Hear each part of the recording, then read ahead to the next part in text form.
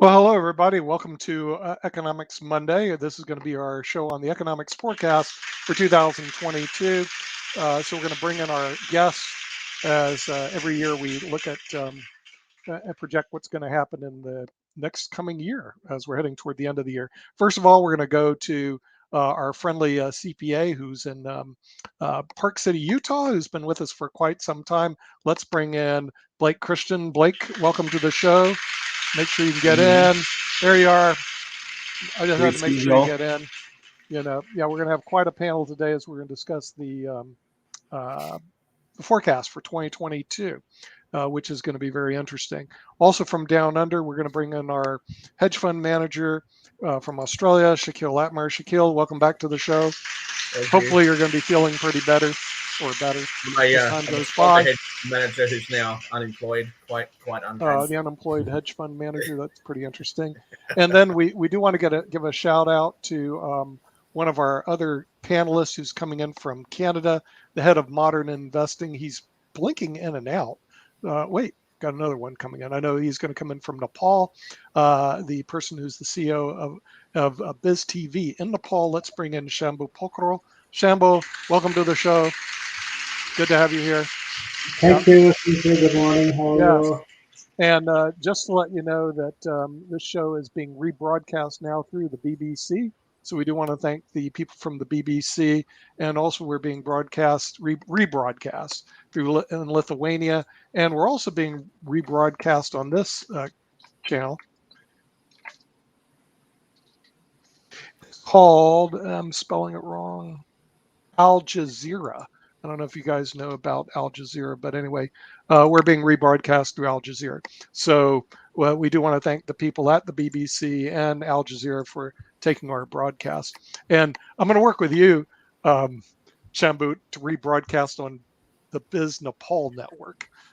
So I'm not sure how you do it mechanically, but we're going on Roku next year, so our programming is going to be all organized on Roku, and then we could probably send you a feed, and then we could be on, I guess, Biz TV Nepal. But that's not our subject today. That's just the little things we're doing over here. Our subject today is really the economy in 2022. And since, Blake, you arrived early, the early bird catches the economy, and you usually leave right as David Walker shows up. Okay. And David Walker will be here, the former Comptroller General of the United States. Tell us what you're telling your clients or what you guys are thinking out in HCVT, which is one of the largest CPA firms in the United States. What are you guys looking at for 2022? Well, we're telling them to, be prepared for much more inflation and I think much higher than we're being told by the feds right now. They're predicting 5.5 or so, and everything we're seeing in the stores, building materials, all those are up way more than that. So we foresee a much greater. I won't be surprised. I don't think we're going to be double digits in 2022, but we'll be closer to 10 than we will be to 5, I think.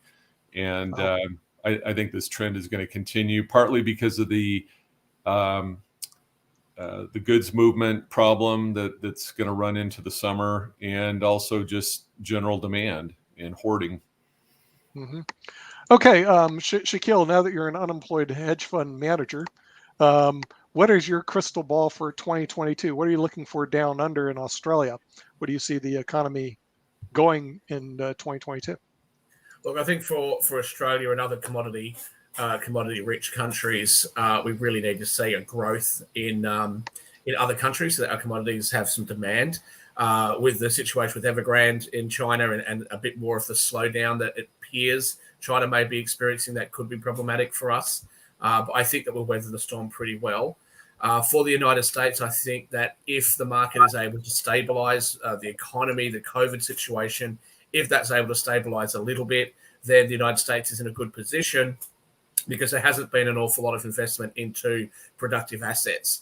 I think one of the things that people look at in the United States at the moment is that it appears the economy is doing quite well, but that's largely, and this is actually echoed in the McKinsey report, that's largely because asset prices have gone up, not the values of productive assets. So I would like to see a lot more investment into productive assets in the United States If that doesn't happen within the next, say the first or second quarter of next year, I think you may start to look at other countries as being potentially stronger than the United States over the next 12 months. Wow. Okay. I'll go to Dr. Shambhu Pokral since you're in Nepal, and Nepal is a very fast-growing country, at least the reports I've gotten. What is your economic forecast? What are you looking at in 2022 in Nepal? Okay, if you say 2022, still it depends upon our very uninvited guest, the COVID one. So COVID will decide how the things will go. But if the COVID situation is over and if economy started in a resuming position, then of course it's a global phenomena. And if you global record, if you see after a big pandemic, there is a rapid growth, and same thing is expected in Nepal as well. And another thing is due to this COVID and lockdown and staying with the family, staying with the same position, the same place, lots of people couldn't move. Means they could think, rethink about their life, rethink about their business, and they can have a more precious plan about the business. So the expectation, if you see in Nepal's banking system now, the piles of new projects are massive, and bank are not being able to fund at this moment. Means the scenario gives there will be a massive growth, maybe double digit growth in 2022, but provided if COVID wipes out or COVID leaves us. That's the thing. Okay, sounds quite interesting. So you're looking at COVID-19 to be a big issue. Something that just recently came up, Blake, and this was a poll that we just did we did a couple polls on LinkedIn. One was this spending bill, which I think is 1.75 trillion. Popularity of this 1.75 trillion was not too good. Right. It looked like we were looking at 67% was against this 1.75 trillion. Do you have a little crystal ball on this, Blake, in terms of the spending bill? Yeah, I mean, I think it's DOA at the moment. We've got, Manchin came out very emphatically this weekend and said, I'm not going to vote for this. They're going to try reconciliation, but I don't think they have the votes. So I think they're going to have to go back and scale this down, by, quarter of a trillion at least to get some additional buy-in. But it's definitely not going to pass this year, and then it'll, probably come back from the ashes in January. But it's a tough road to hoe. Mm-hmm. Do you have anything specific that you think is against why people are so against the bill? I was quite kind of shocked to see the vast majority of the population against it, yet it was the vast majority of Congress was for it. Is there anything? Well, I mean, the economists, most economists, there's a small group that are defending it, but most are saying it's going to, reduce GDP, it's going to increase inflation, and everybody's seeing that day to day, the inflation and the debt load that the government has, and all of this stuff is just programs, that are going to be around for decades. It's not, hard infrastructure spending. It's all, it's all social programs, and I think the press has got a hold of it and highlighted that, and people are listening. Mm-hmm. Okay. Dr. Shambhu Pokral, what about the spending in the United States? Does that even affect Nepal? In other words, like if we spent 1.75 trillion, does Nepal even care what happens here in the United States when it comes to our lavish spending? Okay, so one thing is United States is not just the internal economy, it's a global economy, and the spending in the United States impacts all over the world. Though Nepal, in some contexts, is somewhat isolated in terms of global economy, and in terms of it's connected in some cases. The spending in the United States will definitely impact in the international economy, price of the international commodity, and which will definitely impact in Nepal as well. But if you say the confidence of the consumer. The major thing we don't point at while discussing is if the confidence of the consumer is increased, economy has better chance of having increased position. And if a consumer's confidence is not good, then economy may be slack. The question is whether the buyer or the consumer's confidence is increased or not due to your you can say build back better package of the seven countries, G7 countries alliance to support or to bring we can say circulation in the economy of some $35 trillion. So does that bring the confidence in the consumer? If the confidence in consumer is increased, then there is a chance of a better economy. And if consumer, like you got that in survey, lots of people are saying no, it will not be good. So if consumer don't have a good confidence, then economy will not become good. If you talk about big infrastructure funding and big infrastructure investment, there can be some impact. But if you see even American economy, if you see the contribution in GDP, the infrastructure is not that much contributing. If you see in a figure, so other parameters are there. Even service sector is high, and even consumer sector is high. So if you calculate from the only that package point of view, that will not make that much impact. But the due to that package and due to the new projects which are stopped due to this lockdown and COVID, if that is resumed and started making new projects, that will bring a better position for the global economy, I believe. Okay, Ben Banerjee has just joined us from Switzerland, so I'm going to give Ben the hot seat. There you are, Ben. You got the hot seat.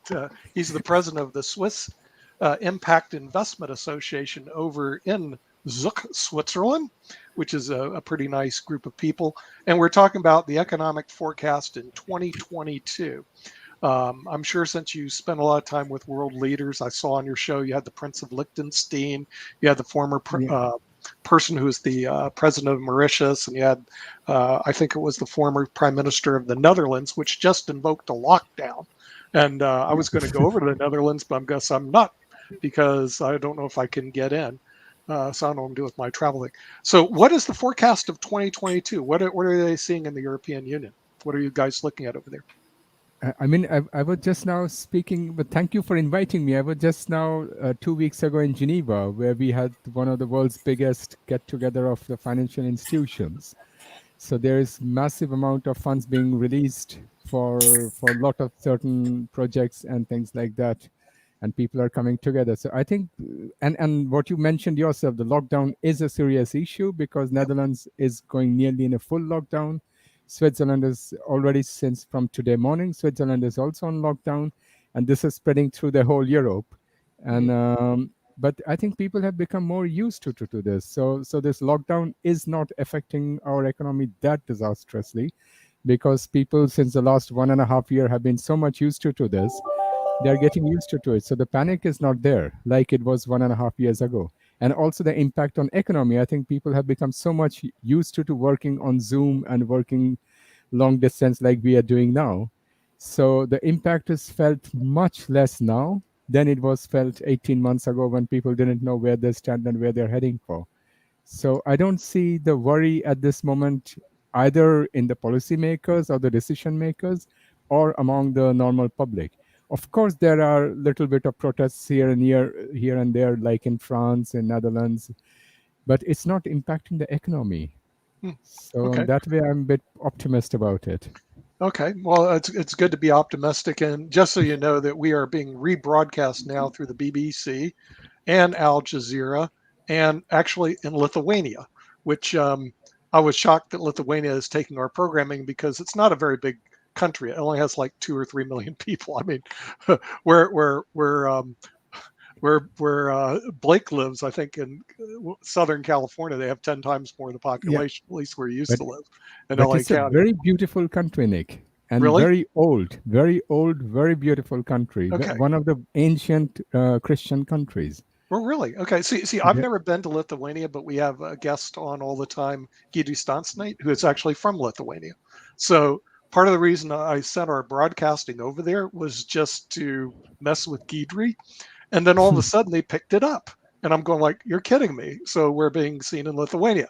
Now I did the same thing with Shaquille down in Australia, and they didn't pick it up. I got rejected from News 7 Sydney and News 7 Brisbane. They both threw me out, but I'm an equal opportunity mooch. So I go in and I rebroadcast through people that accept it. But Al Jazeera picked it up, and I'm going like, okay, Al Jazeera picks us up, BBC picks us up, but down under they throw us under the bus. And I don't get that, which I was going to bring in Shaquille since he's from down under. Okay, what about lockdown there? Do you have lockdown in Australia? I keep hearing you can't leave the country. Is that true? And now there may be other reasons. They don't want you to leave the country, but it may be COVID-19. They want to keep me trapped here and not allow me back to Switzerland. No, so I think New South Wales. Well, not I think. I know that New South Wales, the state that Sydney is in, lockdowns have basically ended. You're not even required to wear a mask anymore, although it's recommended. You don't have to wear a mask. You don't even have to use the QR codes to sign into most places. There are, again, some exceptions to that. But we've had a pretty significant rise in cases in Sydney. And they're actually estimating that we're going to have 25,000 cases a day in January. So there's been a backward step as far as state borders are concerned. So the other states in Australia have closed their borders to New South Wales. I think that lockdowns are going to happen again, depending on what the effect is of these cases. We have a very high vaccination rate in this country. Most places are up above 90%. And I don't think there's any problems with the supply of the booster at the moment. So I think that there's some hesitancy, but I think that most people will probably take the booster if they think it's going to keep them safer. So that'll be something for us to see. Okay. I'm going to put Blake on the spot, give him the spotlight. And here's the issue, the recession. Now, you have to be a senior person like me to remember the recession of 2008. Okay, but I remember it pretty vividly because my business was going quite well. We had about 300 plans that were administering all over the United States, and all of a sudden the market crashed 37%. And now, and this is all then becomes a fear. I'm going, is it possible that we go into 2022 and because of COVID-19 and other fears that the market just collapses like it did in 2008? So Blake, I'm going to put you on spot with a crystal ball. What about recession 2022? Yeah, I mean, it could happen. I mean, we're hearing rumors that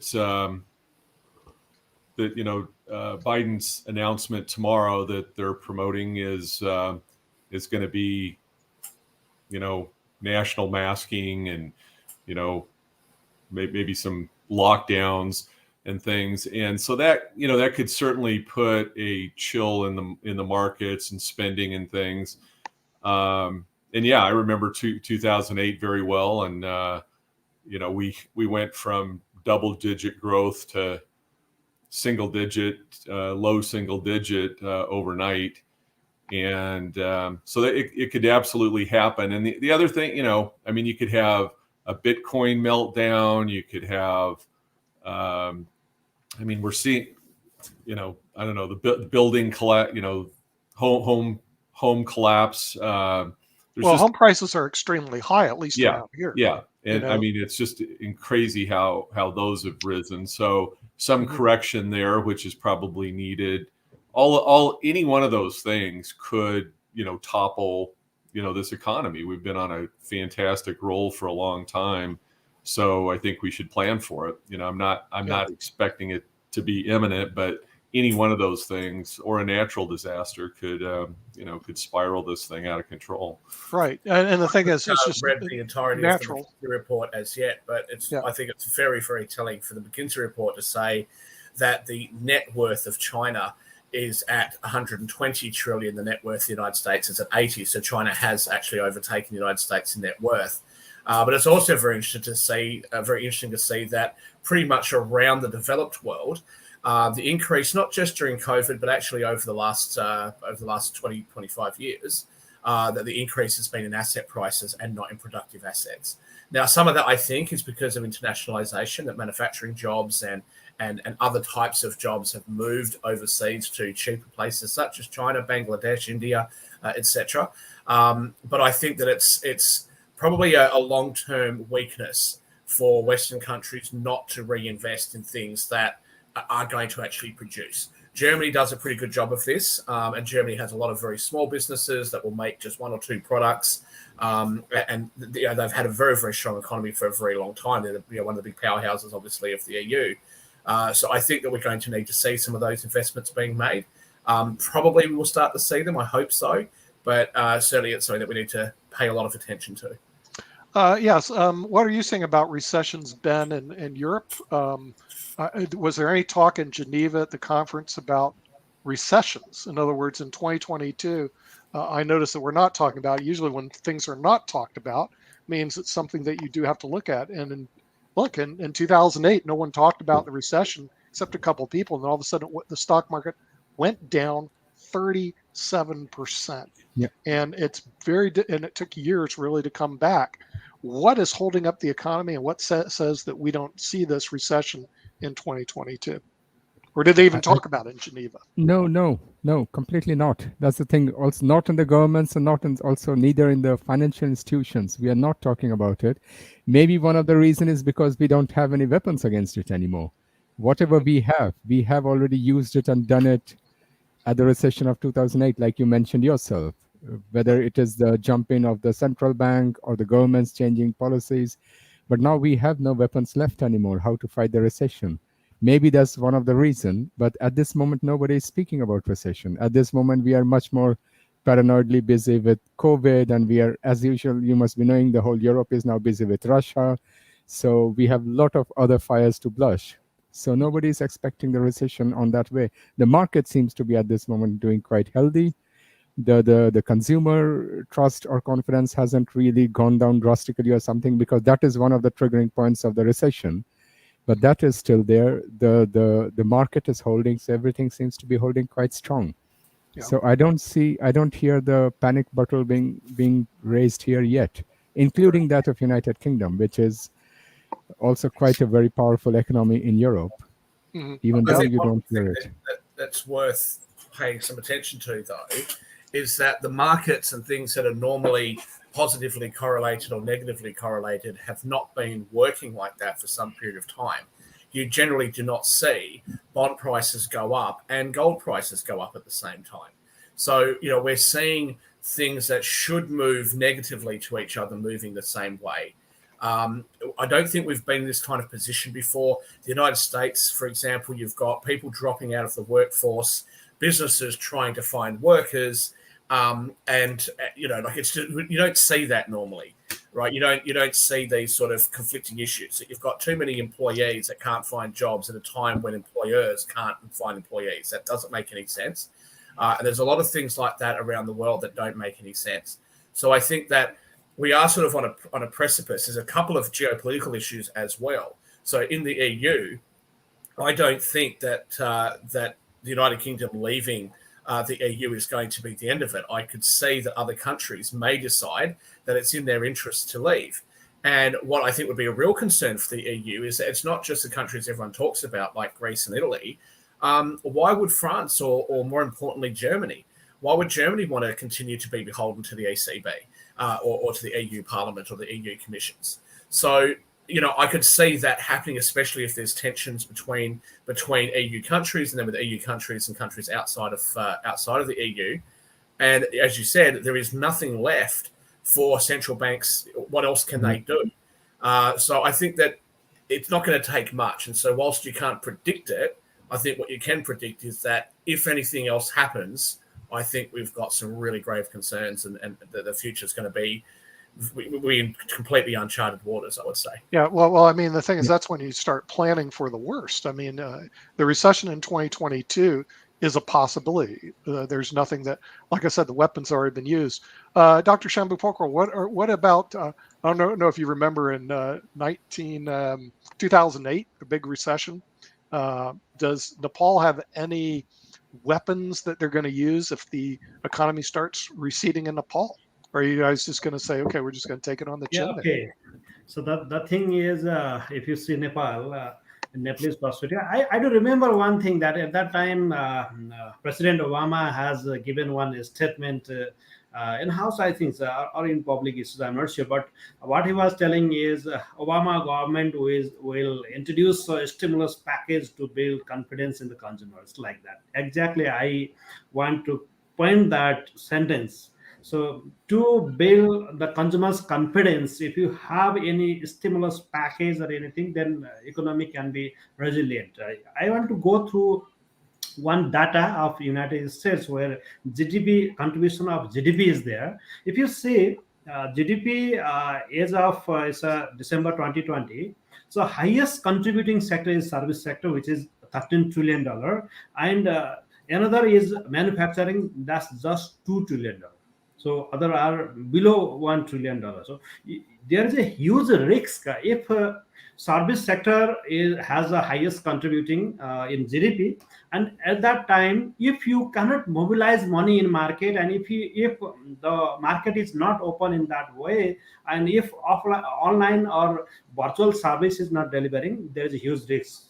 As US has a highly digitized virtual service, many software and automated systems are there. There is less risk, but if service sector is highest contributing sector in your economy and in your GDP, there is a high risk if market is not open. And if you see in the last 2 years, US government has spent lots of money from the treasury, and due to this pandemic and global lockdown, not only the country's lockdown, global lockdown, what happened is some of the country started their one self dependency, like they started manufacturing some of the things, they started diversifying the goods which are being brought from the very far, so they started trying to bring import from the nearest country. So that will impact the US economy, and if US economy is impactful or is badly affected by these things, then it will affect and it will bring global recession, primarily in US and in Europe. There's a huge risk. For that, we need to have a big research. If you see the maritime world even today uh, caters around 1/5 of the global economy. So if you assume that today's economy is 80 to 85 trillion dollar, around 15 trillion dollar is covered by maritime economy. And in maritime economy, the major hold is of ASEAN region, including China. And if you see now the global maritime movement, if you see freight cost has uh, hiked, price hike is heavily, like 500 and 1000%. So this will impact the import and export of this region. So this will also affect the pricing in Europe, and mainly in Europe. So there is a huge chance of coming some recession in Europe rather than in America. But it should there should be a huge research, because maritime economy is highly affected. If you see the one side movement is there, if in maritime economy, if there is no both way traffic, there is a huge risk of having some country in trouble due to the maritime economy. Which country are dependent in maritime economy? That one thing. Next thing, Europe is no more exporting country now. Only some technologies, some industries are being export. And if you isolate Russia, Russia is one of the biggest export of some commodity, maybe corn or like that. And America and Russia and Brazil, the three countries are the biggest exporter of some commodities, agro commodity. Except that Europe is no more exporter of such commodities. So Europe is more in technology. Now that is also shifted in ASEAN region. If you see Malaysia, Singapore, Indonesia, Japan, Korea, China, even Thailand, these are catering and these are carrying and they are taking place of the Europe. So there is a chance of having recession in Europe, but America somewhat will make a safe due to the a kind of major polarity in the economy and whole control in the global economy. Thank you. Well, thank you, Dr. Nepal. Dr. Shambhu Pokral. We have been joined by the Honorable David M. Walker from the United States of America, the former Comptroller General of the United States. And David, we're looking at, we have Dr. Shambhu Pokral from Nepal, Ben Banerjee from Switzerland, and Shaquille Latmer from Australia. So you're the only American on this panel right now. How about you? Oh, I guess I count, but I'm the host. Okay. So the thing is, we at least have 2 Americans here. And we're talking about the economy in 2020. What is the crystal ball right now in 2020? According to the 2022. Well, 2020 is the past. I can tell you what happened in 2020. Okay. 2022. Are we going to get into another recession? In other words, it seems to me no one's discussing recession in 2022. But I remember in 2008, since I'm old enough to remember that, the economy fell 37% just overnight, went like crack, and everything went straight down. Is anybody in near the Beltway, where you're in Washington, D.C., discussing the possible recession in 2022 as their forecast, or is all the green lights go? I think there are more people concerned about the possibility of stagflation than they are recession right now. Keep in mind that in 2008, we had the major global financial crisis. And so there was a crisis of confidence. President Biden is supposed to address the nation tomorrow on some urgent message about the Omicron variant. We'll have to see what that is. I mean, frankly, one of the concerns that I have is based on all the data that I've seen so far, the death rate of the Omicron variant is extremely low. Very few people have died from it. And even the Delta variant, the death rate is comparable to the flu. And yet, if you look at the media and if you look at the politicians, they hype it. And we wouldn't be doing all that we're doing right now for the annual flu. And so I'm anxious to see what ends up happening tomorrow from the president's message and what kind of impact that might have on consumer confidence and, a variety of other factors that obviously have an impact on economic growth. Mm-hmm. Now, I'm reading a book on economics, and if I can give you an excerpt from that book, because it actually criticizes the media.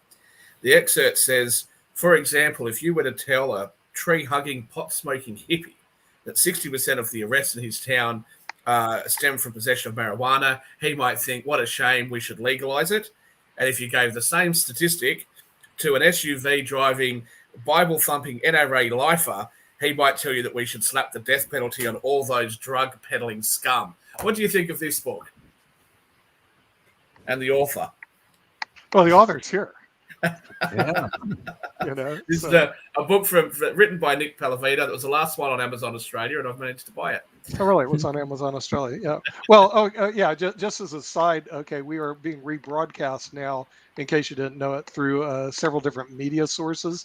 We're actually being picked up on Al Jazeera. So the thing is, the rebroadcast of the show is on Al Jazeera, so we do thank them.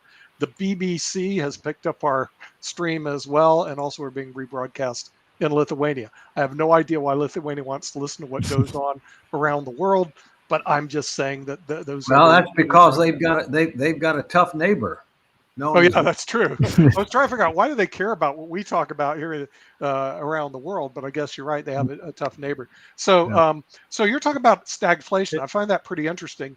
And for those of us who are senior enough who've gone through stagflation, can you tell our audience a little bit about what that looks like? What is stagflation? Well, it's stagnant economic growth and excess inflation. Now, I don't think we're going to go back to where we were in the late 70s and early 80s, where we had double-digit inflation. But we clearly have excess inflation because the Fed's target is 2%. Last month, the number was annualized 6.8%. We do know that within the last 24 hours, that Senator Manchin, who's a Democratic senator from West Virginia, announced that he's opposed to the Build Back Better bill, which many people, including myself, feel would end up stoking additional inflation. And the Democrats aren't giving up on that yet. They're going to I'm sure, try to repackage it, maybe try to target a little bit more, but we'll see what happens. So again, stagflation is very, very slow economic growth and excess inflation. Okay, just let you know on the bill that Manchin is against. We've run a poll on LinkedIn, and right now 67% are, and this is about 2,000 people, 2,700 people. 67% are against the bill on LinkedIn, so they do not believe in passing that $1.75 trillion bill. It is not popular. It's about not popular with the American public, at least that's Well, for sure. in fairness, Nick, I mean, your poll on LinkedIn is not statistically valid. That is correct. It is not statistically valid. And also in fairness, most Americans don't know what the heck is in the bill, right? That is correct too. And Right. I have come out against it because it increases mandatory spending when mandatory spending is already too high. It makes additional promises when we already have 102 trillion in promises we don't know how we're going to pay for. It doesn't properly target and condition the benefits. It's likely to result in excess inflation. I mean, I could go on, but I think that's enough. But that doesn't mean that the Democrats are going to give up. Their view of government is very, very different. Their view is that government can solve a lot of the nation's ills, and government does have a role to play. There's no question, but they want to go way beyond a solvent, sustainable, secure social safety net. And in fact, they don't even want to ensure the solvency, security, and sustainability of our current social safety net. They just want to add new stuff on top and say, don't worry about it, we're going to pay for it, when in fact they don't. Right. Well, Yeah, I think and the media has a lot to answer. Hi, for. Dave. I just want to give you one. So, Dave, you just come, and I was just projecting one thing. Yes, US has the highest GDP contribution from service sector, around $13+ trillion, and in service sector, if there is not a resilient ecosystem maintained in the consumer side, then there is a huge risk of recession. So what do you say? 1.7 trillion, that package is not that enough to make that resilient of the ecosystem of consumers, and you can say consumerism. So how America can get rid of that risk? How can we get rid of what? The risk of recession due to the major contributing sector of GDP of USA is service sector, which is $13+ trillion. So in $21 trillion means a huge stake is from service sector. And if service sector is not, if consumerism or consumer side is not maintained, then there is a huge risk of having lack in service sector contribution in GDP. At that time, America can face recession. So what's your opinion in this area? Yeah, I'm not sure I got the question, but I mean, I think what you're saying is our economy is dependent significantly on the service sector, if you will, which I agree. And there's absolutely no question that one of the things that we need to do is we need to decrease dependency on foreign sources of materials as well as foreign manufactured goods. And there's a number of ways to do that, one of which is to reform our corporate tax system, which we did a couple of years ago. It needs additional reform, but we did. The other way is to be more intelligent with regard to our regulatory policy, which we've started to do, but we've got a lot more work to do, I think, in that regard. One of the challenges is that the party that's in power right now, and for the record, I'm a political independent, so I think both parties have a problem. The party in power right now wants to make government a bigger percentage of the economy. Now, the last time I checked, government is not the engine of growth and innovation in the United States. Now, there are a few exceptions. DARPA, which is a research unit within the Defense Department, they're the ones that have actually invented a lot of things that the private sector has commercialized, one of which is the internet, as an example. But did the taxpayers get any benefit of that? No. Right. Ben, I was going to ask you about what your thoughts are. Yeah. If I just quickly just jump in and just say something, sorry, Ben. Just on that, what I was going to say before was the First Amendment of the United States is supposed to set out that the purpose of it is for media to actually hold government accountable. And I think that when media becomes partisan, a lot of things get missed.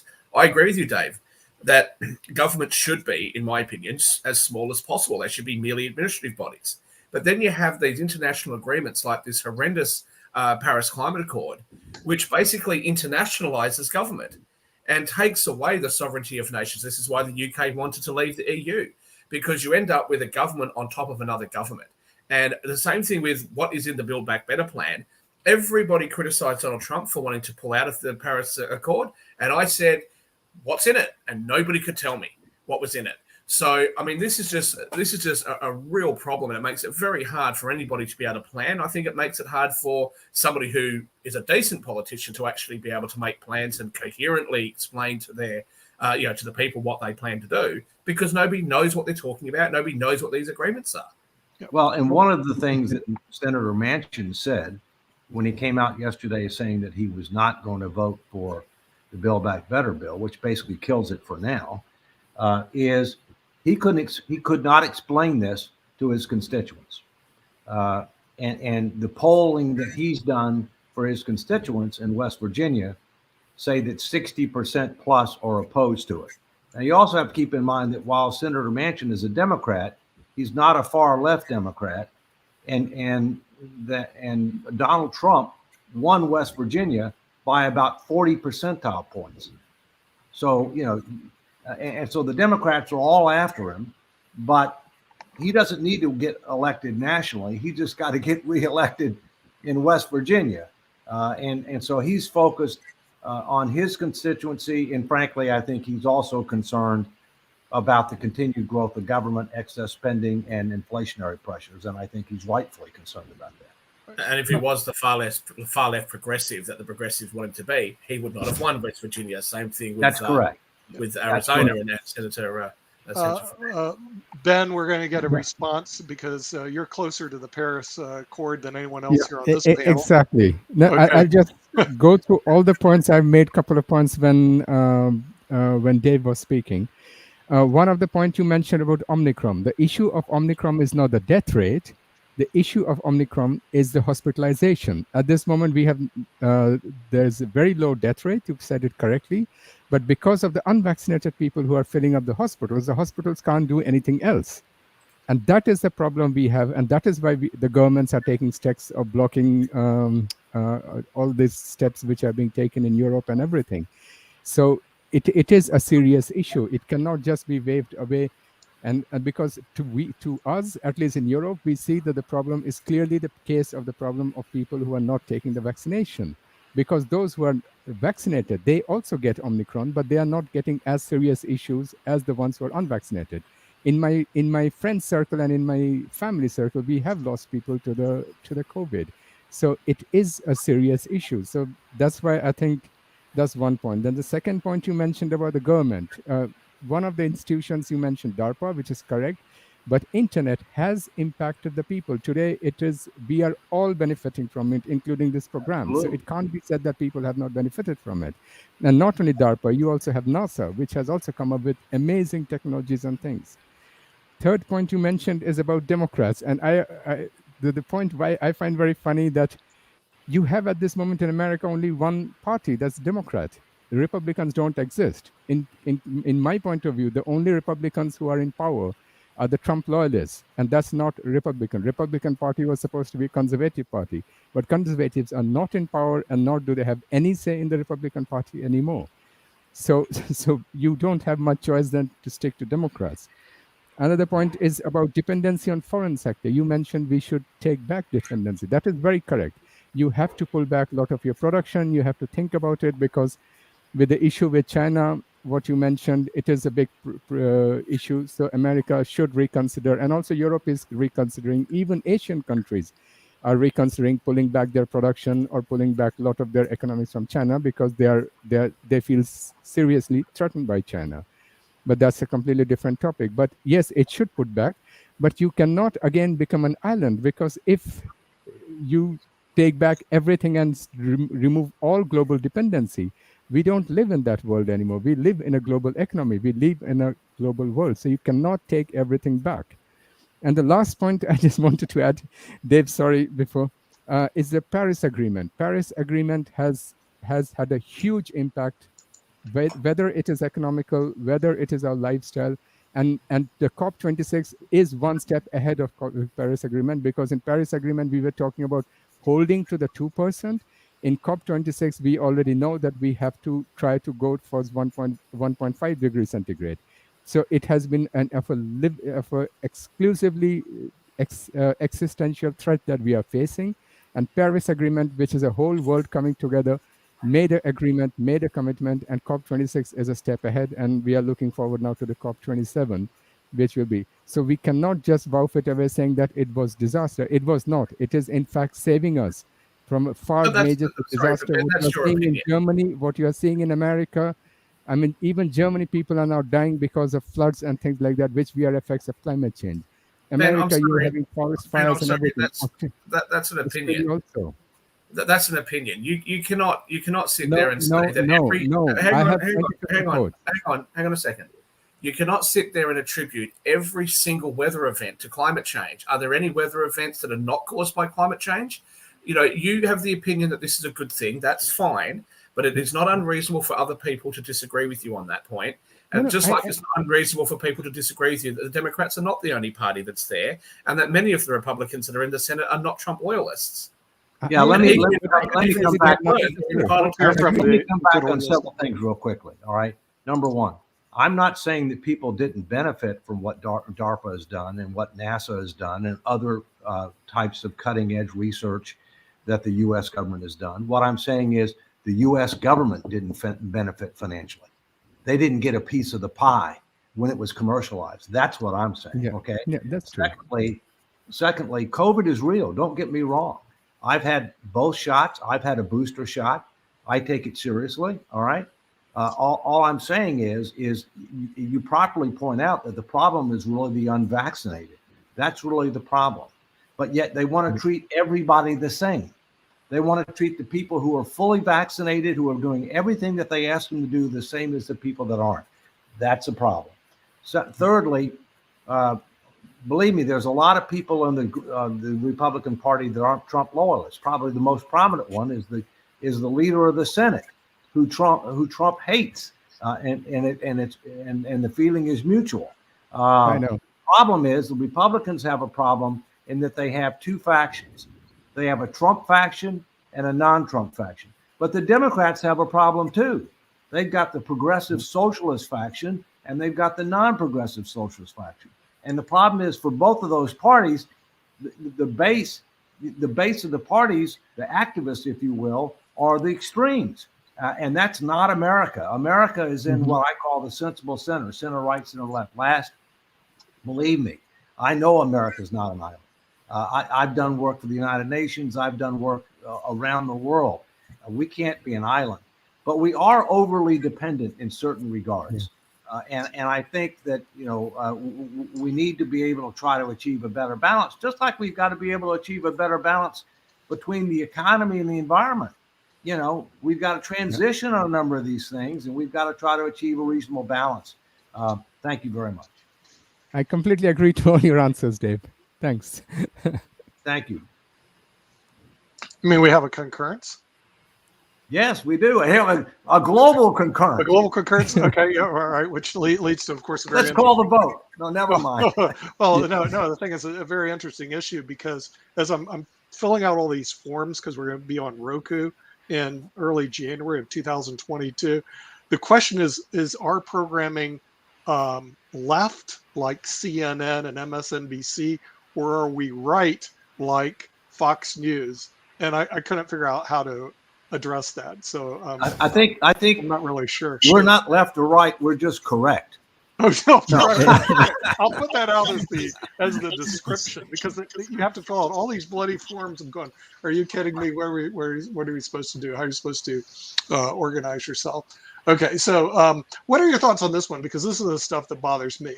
As long as things are going good, no problem. But what is the government going to do if we do hit a recession? So the recession 22, because the Federal Reserve just dropped interest rates down to next to nothing. So do they have any response? In other words, what are they going to do, David? Are they going to say we're going to drop the interest rates to negative? I mean, what are they going to do if there is a recession and there isn't this thing, stagflation? Stagflation may be the the best part of the issue. Fed Reserve has no bullets, and if your friend Joe spends another 1.75 trillion on nothing, he's not going to have any bullets. In other words, we're in a situation where there's no fiscal or monetary response to recession. What are your thoughts on that? Well, as I've said before, current fiscal policy, which is tax and spend, is imprudent and unsustainable, and current monetary policy is imprudent and unsustainable. And in fact, they're fueling each other. I think the Fed is not as independent as it needs to be, not as independent as it has been. It doesn't have a lot of tools left in its toolbox. But in fairness, the Fed chairman, who it has been announced that he's being renominated for reappointment as chair, the Fed chairman has finally admitted that we don't have transitory inflation. We have a structural problem with inflation. He's also admitted that they need to start tapering their acquisition of U.S. government debt faster than they had planned to do. And in addition to that, that they need to consider increasing interest rates faster than they were originally thinking about doing, in part to try to provide them with more room. But the result of that is, because of that and because of Omicron, the markets aren't reacting too favorably today. But we'll see what happens. Oh, I didn't even check out the markets today. The central bank in the UK has, in fact, increased interest rates a handful of days ago, which I think surprised the markets. Really? So the market isn't doing too good today then? Is that the deal?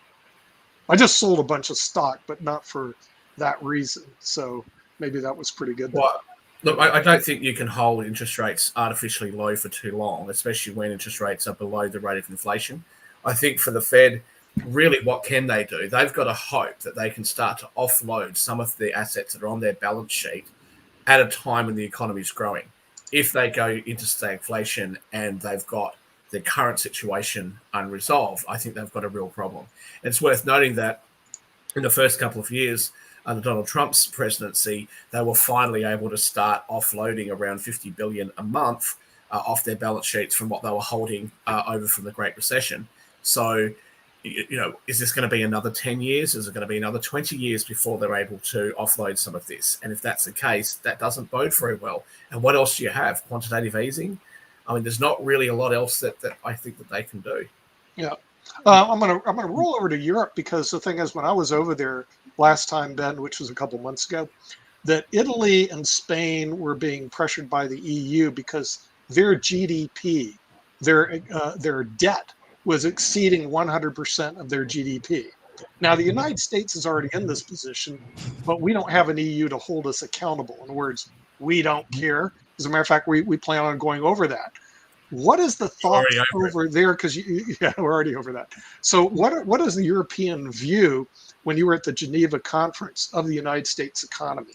I'm just very curious. So I think what you mentioned about most of these problems are not really new problems. Spain, Italy, their issue with excess debt is quite an old problem. And don't forget Greece, and then we have Portugal, and even Italy is not doing that well. So there are these, and what Dave mentioned also, it is really it's a miracle that the head of the Feds came up now with this explanation that the rate is not sustainable, but we knew about it already 10 years. It's not sustainable. So none of these problems are new. These are old structural problems. So one way of holding it is like Erdogan is now doing from Turkey. He says it's against his religion, so he's going to stop. Inflated his economy. Right. Yeah, exactly. Well, Turkey has the lira has completely collapsed. I mean, it has lost like 30% of its value. So we are getting called nearly every day from Turkish businesses and financial institutions who are looking to move their assets or whatever, because they don't know what the situation they're in. They're in a very bad situation. And Turkey is in Europe. I mean, it will directly impact Europe. But on other side, if you look at it, you have countries like Netherlands, which is economically feeling extremely confident and strong, because the Dutch government is already talking about increasing its investment, just like Biden is doing for US. He wants to increase investment in a lot of infrastructure and a lot of government places. So you have both the extremes going on within Europe. Yeah, I think, David, can I mention real quick, Nick? yeah, I want to bring you in also on this Turkey collapse because I was Sure. looking at that recently in terms of doing some investment and stuff like that. But it looks like the economy collapsed about 47% within a month. Yeah. I mean, it took a big nosedive. It doesn't even hit the U.S. papers, but it's pretty big. I don't know what your thoughts are. Yeah, of course, Turkey's not in the Eurozone, right? But they're part of NATO. No, I understand that, Right. but yeah, and they want to They're be not part part. of the They want and they also want to be part of the European Union too, right? Right. So, But but supply chain of Turkey impacts Europe. That's the thing. Yeah, Yeah. exactly. here's my point. Ben, you're in Switzerland. Switzerland initiated through referendum, which we don't have in the United States, initiated the Swiss debt brake. And to me, that was a very, very critical decision. And as a result of that, your economy, your debt to GDP has been reduced significantly to very reasonable and sustainable levels. Your economic growth has increased dramatically. You have the best credit rating in the world of a sovereign nation. All right. And in addition to that, your household income is second in the world. All right. Yes. So my point is that Switzerland and your currency is doing a lot better than ours. So my point is there are lessons to be learned here, but the difference between Switzerland and the U.S. in many regards, well, one, you're neutral, so you don't have to fight foreign wars. Okay. But we don't have referendum. Mm-hmm. All right. There's no question in my mind that if we had the referendum initiative, then certain things like term limits, campaign finance reform, fiscal responsibility amendments, those would be passed. No question. Right. No question they would be passed. But we don't have that option, which is one of the reasons why, we've got to deal with the dysfunctionality of our political system. The states have to reassert their rights under our Constitution. But you're showing us the way. Yeah. That's a good point. By Can I the add something to public this? is not always going to be the catch-all. I mean, that's just a different way of structuring the political system. But there are some cons to doing it that way as well. Yeah. But unfortunately, we're at the hour, so we're going to have to leave everybody around the world. And we do want to thank the Honorable David M. Walker, the former Comptroller General of the United States. Ben Banerjee is the president of Swiss Impact Association. Shaquille Latmer is actually the president of Pacific Rim Council. A lot of people don't know that. And Dr. Shambhu Pokral in Nepal. And we'll see you next week on Economics Monday.